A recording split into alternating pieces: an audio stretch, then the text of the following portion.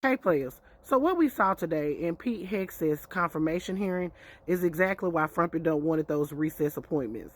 He did not want the American people to see exactly how unqualified his nominees are. Baby, when I tell you Pete Hegseth should have stayed at home, because when I tell you them Democrats ate him alive, they had him for breakfast, lunch, and dinner, and the hearing didn't last but 4 hours. So what we learned about Pete today, for the most part, we already knew. We already knew that his ass was a cheater, pumpkin eater. He cheated on all 3 of his wives, is currently married to a mistress that he had a baby with while he was still married. We already knew that. But according to Senator Mark Wayne Mullins, a Republican, the party of Christian and conservative values, people make mistakes and they should be forgiven. He made the same mistake 3 times that we know of. We also know about the allegation that he took advantage of a woman in the worst way, made her sign an NDA, and paid her a settlement to keep quiet. We know about his allegations of drunkenness. We know about the allegations of alleged misappropriation of funds. We knew about all of that. But what we didn't know is that Pete Hegseth refused to meet with Democrat members of the Senate.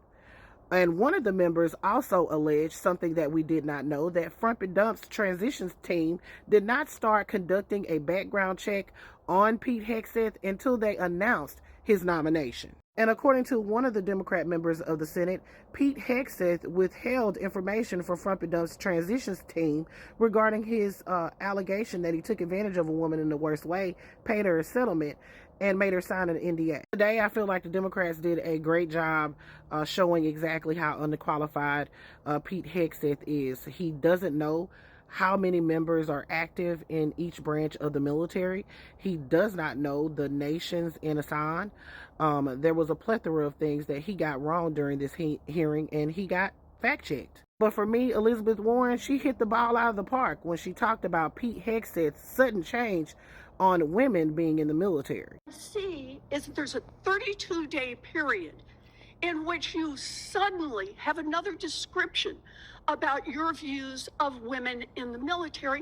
And I just want to know, what changed in the 32 days that the song you sang is not the song you come in here today to sing? Make a suggestion about what happened in that 32 days. You got a nomination from President Trump. Now, I've heard of deathbed conversions, but this is the first time I've heard of a nomination conversion. And I hope you understand that many women serving in the military right now might think that if you can convert so rapidly your long-held and aggressively pursued views in just 32 days, that 32 days after you get confirmed, maybe you'll just reverse those views and go back to the old guy who said straight up, women do not belong in combat. Thing you've said in these public statements is politics. I don't want women. I don't want moms. What's wrong with a mom, by the way? Once you have babies, you therefore are no longer able to be lethal. I mean, you're basically saying women after they have children can't ever serve in the military in a combat role. It's a silly thing to say. It's a silly thing to say, beneath the position that you are aspiring to. Colleagues have said that you show up for work under the influence of alcohol or drunk. I know you've denied that, but you would agree with me, right, that if that was the case, that would be disqualifying for somebody to be Secretary of Defense. Senator, those are all anonymous false claims, and the totality. They're not anonymous. The letters on the record here. They're not anonymous. On the record, we've seen records with names attached. For freedom. Not believe that you are qualified to meet the overwhelming demands of this job. We must acknowledge the concerning public reports against you. A variety of sources, including your own writings, implicate you with disregarding the laws of war, financial mismanagement, racist and sexist remarks about men and women in uniform, alcohol abuse, sexual assault, sexual harassment, and other troubling issues. I have reviewed many of these allegations and find them extremely alarming. I don't think there's a board of directors in America that would hire you as a CEO with the kind of experience you have on your resume.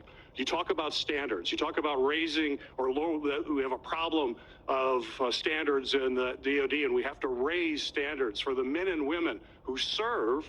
Do you think that the way to raise the minimum standards of the people who serve us is to lower the standards for the Secretary of Defense? That we have someone who has never managed an organization more than 100 people? That was Senator Gary Peters. I feel like his was the most important. This guy is not qualified. Players, put your thoughts in the comments. This is Double D Mobile for the Black Accurate News.